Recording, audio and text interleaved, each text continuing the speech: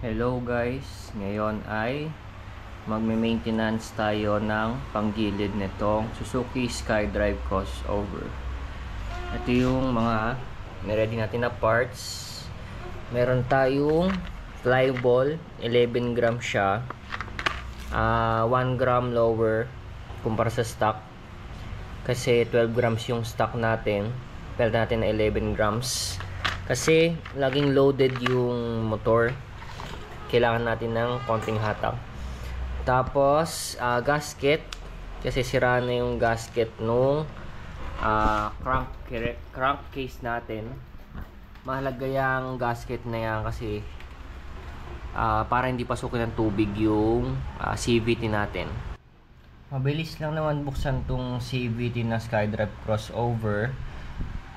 Uunahin na natin tong plastic part na to, which is meron siyang, kung ganun kamot, 3 na bolts, isang positive na screw dito at dalawang 8mm na tornilyo. Then sundan natin tong mismong crankcase.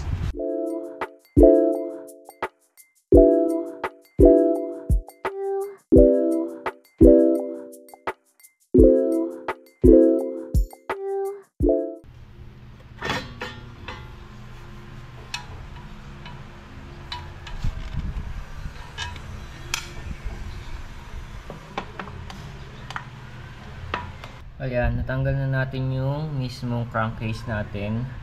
Kung makikita natin, wala na yung gasket niya. Durug-durug na siya. Ito na lang yung mga naiwan. Ewan ko kung kita sa camera. Ayun, tanggal na siya. Mahalagang lagyan natin ng gasket uli yan kasi pag umuulan, malaki yung chance na pasukin siya ng tubig. Tapos, pag nabasa na yung belt natin, lining, yung kapit niya is pwedeng mag-slide. Hindi na ganun ka-efficient yung magiging takbo ng motor. Kaya papalitan natin yan. So ayun, natanggal ko na yung mga nakaumbok na lumang gasket dito.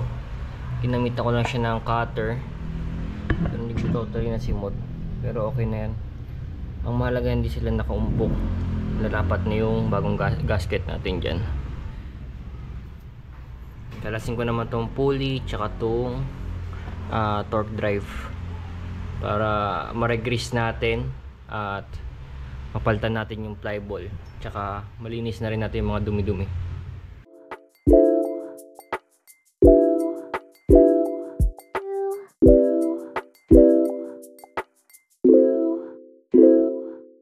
Nabaklas ko na yung pulley and torque drive side natin.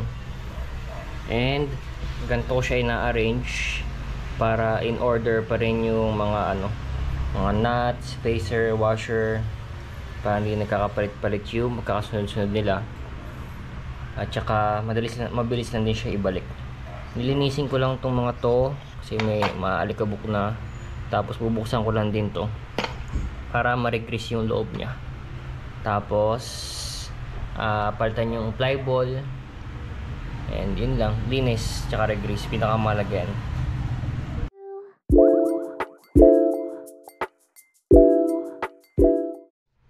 Ngayon no, pagka-open ko, maasul pa yung grease na nilagay ko.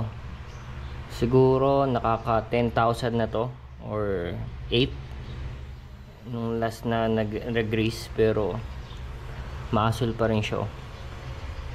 Top 1 tong grease na to, yung high temp. Yan. Linisin ko lang tong part na to, regrease, tapos assemble na uli.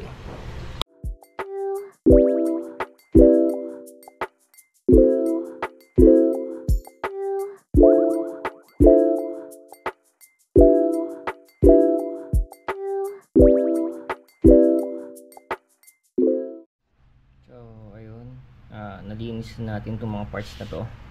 Tanggalin natin yung mga old na grease. Next natin gagawin is assemble siya and lagyan ng panibagong high temp na grease.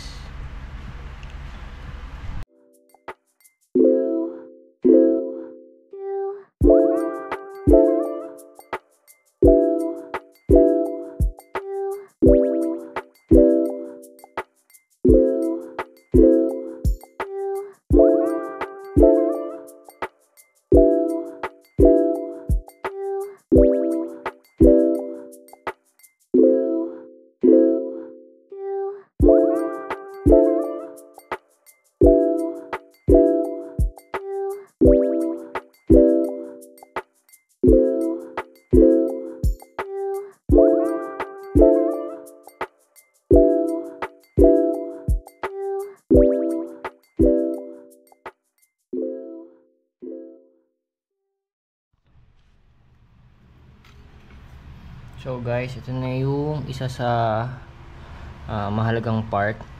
Need natin mag-grease tong part na to. Tatlo yan. Mahalaga kasing may grease yan para hindi mapudpod to, hindi magkaroon ng kanal-kanal or damage. Tapos itong loob na to, mamaya natin siya i-grease. Gamitin natin yung spindle nung mismong ito. Yan, gamitin natin to para mag-grease yung loob na yun. So lagyan ko lang siya ng grasa, tapos assemble na ulit.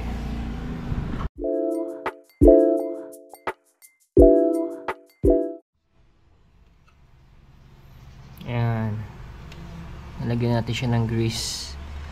Hindi ko lang sure kung malinaw siya sa video, pero mahalaga may grasa yan. Assemble na natin.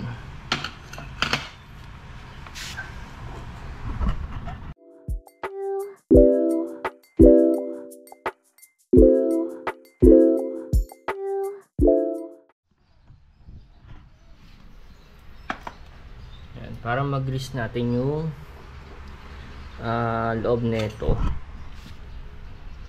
nalagyan muna natin ng grease to para pag pinasok natin, malalagay sa loob yung grasa. Ganun yung gagawin nating technique para hindi tayo mahirapan.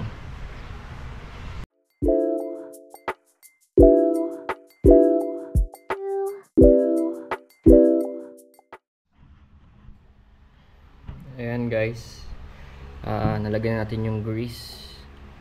Nalagyan na natin ng grease yung loob. Tapos next naman sa pulley naman. Tapos palitan natin yung ply ball natin.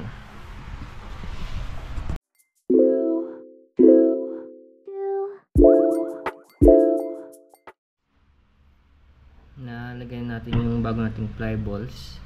11 gram siya. Nasalpak na rin natin itong backplate natin. Yan. Assemblein ko lang lahat siya doon.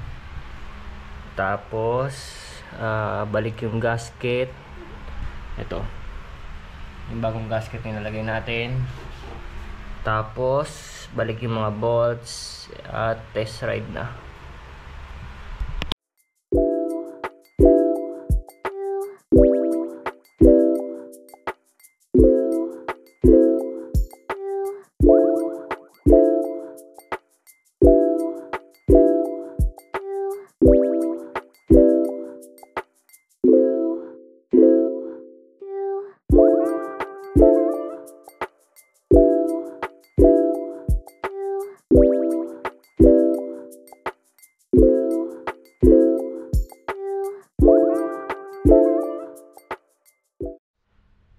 Naibalik na natin yung crankcase cover natin.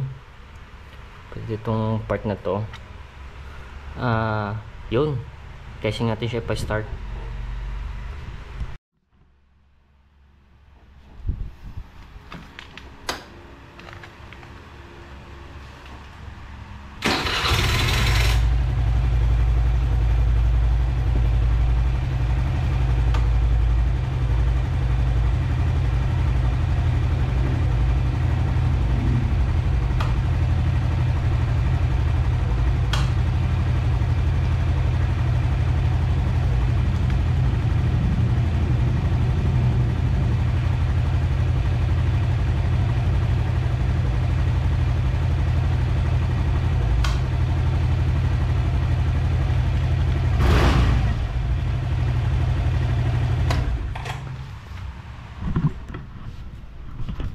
Okay naman siya. Test drive na lang. Tapos ayun, tapos na. Salamat sa mga manonood. Thank you.